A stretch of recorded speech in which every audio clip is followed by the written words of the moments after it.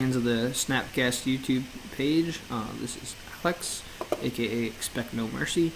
Gonna bring you a deck tech here for standard with black-white control. This is what I'm playing in standard right now. Then we're gonna run it through a league and record that as well. Throw that up for you guys.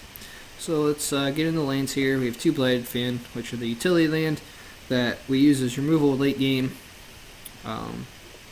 Then also it's just a fine land to have. We got the Caves of Quelos, the Scoured Barrens, and the Shambling Vents are dual lands, so we get 12 duals to help fix our mana. So our mana's great in this deck. Then a bunch of basics. Don't need any fetches or anything like that, so the mana base is pretty straightforward. The only creature in the deck is Seeker of the Way. We want it just for life gain and kind of tempo, and also we can, use it with a removal spell to push through some damage and things like that early to gain this life and get ahead in the tempo game that way. We have a One of Valor stance as just good removal. I like this better than Ultimate Price right now, with still Sea Rhinos and things running around. And then also we can save a Seeker of the Way if we need to, or something like that. Then we run 4 Grasp of Darkness, also in the 2 slot. It's double black, but our mana base supports it very well. And it's just really good removal right now. Target creature gets -4/-4 instant speed. It's just great, kills everything that's not Rhino, basically. Read the Bones, just to dig, cantrip. We want to get to our Planeswalkers, is how the deck wins games more times than not, or also just find more removal. And we don't really care about the life loss too much, as we have Sorin and Seeker to gain it back. We're running 3 Ruinous Path. It's sorcery speed, and it's a little slow sometimes. I wish it was Hero's Downfall. But the Awaken is nice late game. It's also, we can use it as a win condition to awaken a land. And there are a lot of other Planeswalkers running around. Like, if we get in the mirror matches with this, it's pretty nice to have. Just killing Gideons and Nissas in like the green-white deck, or, Jace and Jeskai Black and things like that after it's flipped. It's just really nice to have. I'm running 2 with the Gideon in mind. Not everyone does this. I really like it because it's a 3-drop that triggers a Seeker of the Way, which sure. It makes 2 1/1 allies, which is nice because it protects our Planeswalkers. But then also, the giving each Planeswalker an extra counter when it enters the battlefield does something very interesting in this deck. It allows Sorin to come in with 5 counters, immediately +1 go to 6. Then if I get to untap with it, I can just emblem immediately, which is pretty good in the mid-range matchups against like Abzan and things like that. It just puts such a cramp on their creature base. The same thing with Gideon here. It comes in with 5 counters, so it allows us to immediately emblem and leave Gideon at 1 to start making allies or start attacking after that.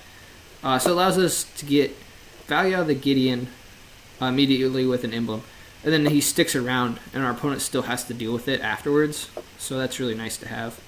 And Obnixilis, the same kind of thing here. It starts him at 6 counters. So we can actually -3 twice. So like no matter what, he's 2 removal spells at that point. Or we can just roll up, and he immediately goes to 7, and then 8, and then emblem. So he also emblems very fast. So that's a nice interaction I like. I was running more of the Oath, but I've cut down. I think 2 is the right number right now. Then for more removal spells, we have 2 Utter Ends. It's just kind of the catch-all. Get things off the board. Hits enchantments and things that we couldn't normally hit. 2 Murderous Cuts, because they're usually pretty cheap. 1 Planar Cleansing, because we just need to clean up the board sometimes. Like if we have any combination of 2 Planeswalkers and we Planar Outburst, we're probably not losing that game.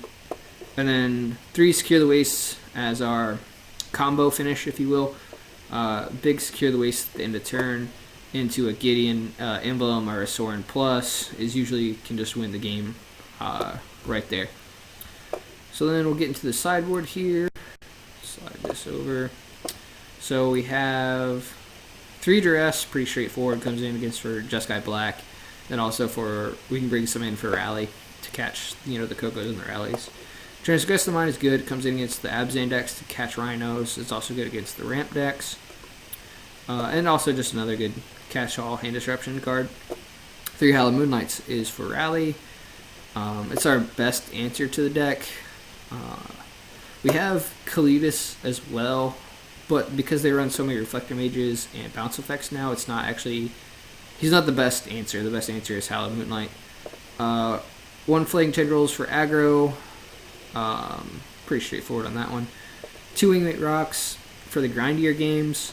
Some people run Monastery Mentor in this slot, which is fine. I like the Wing Eater Rocks. It also gains its life, and being in the air is pretty good. Another Planar Outburst, for when we're the control deck, we want this to just board wipe.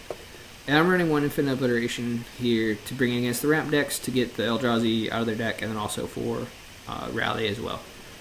So that pretty much does it for the deck tech. We'll be back in a bit to run through a Standard League.